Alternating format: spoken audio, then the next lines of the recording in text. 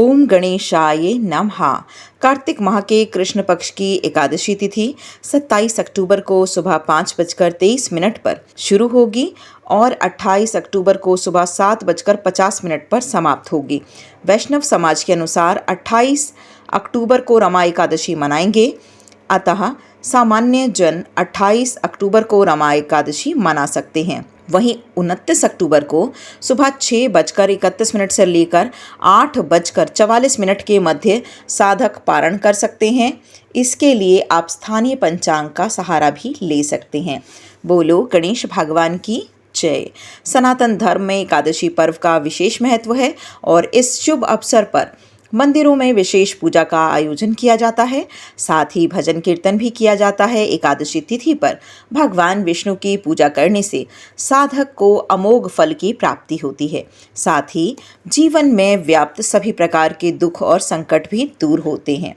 कार्तिक मास के कृष्ण पक्ष की एकादशी तिथि को ब्रह्म वेला में उठें।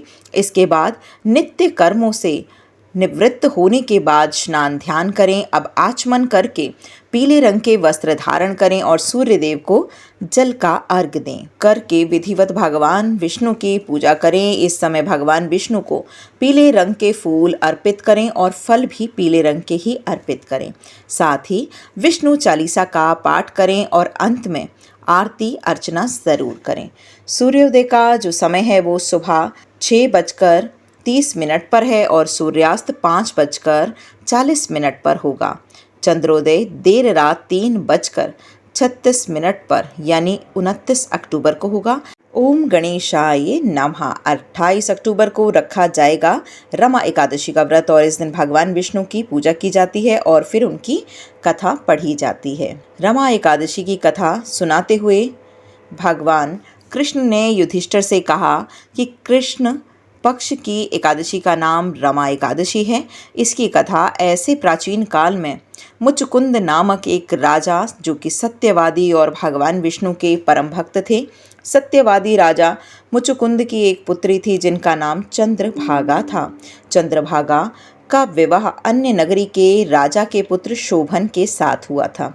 राजा मुचुकुंद हर साल एकादशी का व्रत किया करते थे।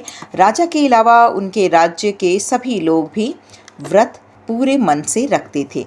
चंद्रभागा के पति शोभन का शरीर काफ़ी कमज़ोर था, लेकिन वो एकादशी व्रत में बहुत ही श्रद्धा रखता था। एक दिन शोभन ससुराल में था और एकादशी का व्रत आ गया। मुचुकुंद राजा ने रात भर में ऐलान कर दिया था कि आज प्रजा के सभी लोगों का उपवास होगा। उसने कहा कि हाथी, घोड़ा और ऊंट को भी अन्न नहीं देना है। राजकुमार शोभन मुनि आदि सुनकर और कहा कि मैंने उपवास किया और तो निश्चित ही मेरी मृत्यु हो जाएगी। उसने कहा कि उपवास की शक्ति ना हो तो यहाँ से कहीं और दूर चले जाइए। पत्नी के कहने पर शोभन ने एकादशी का व्रत किया। दिन भर प्यासा रहा, रात को जागरण भी किया, लेकिन सुबह पारण के समय अपने प्राण त्याग दिए। व्रत के प्रभाव से अगले जन्म में उसे हिमाचल पर्वत पर रतन जड़ित उत्तम नगर मिला। लेकिन राजा ने उसके पति की मृत्यु के बाद चंद्रभागा अपने पिता के राजमहल में वापस आ जाती है और वहाँ रहकर खुद को पूजा पाठ में लीन कर लेती है।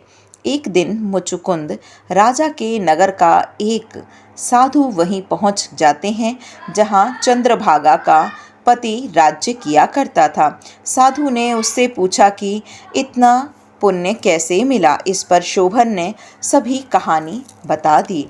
शोभन ने साधु से कहा कि यह राज्य अभी अध्रुव है और इसे ध्रुव करने की शक्ति मेरी पत्नी में ही है। साधु ने वापस आकर चंद्रभागा की सारी कहानी बताई और ये बात सुनकर चंद्रभागा को बेहद प्रसन्नता हुई और वे शोभन से मिलने के लिए जाती है। चंद्रभागा शोभन को सारी बात बताती है, जिसके बाद दोनों साथ साथ खुशी से रहने लगते हैं। बोलो लक्ष्मी नारायण भगवान की जय।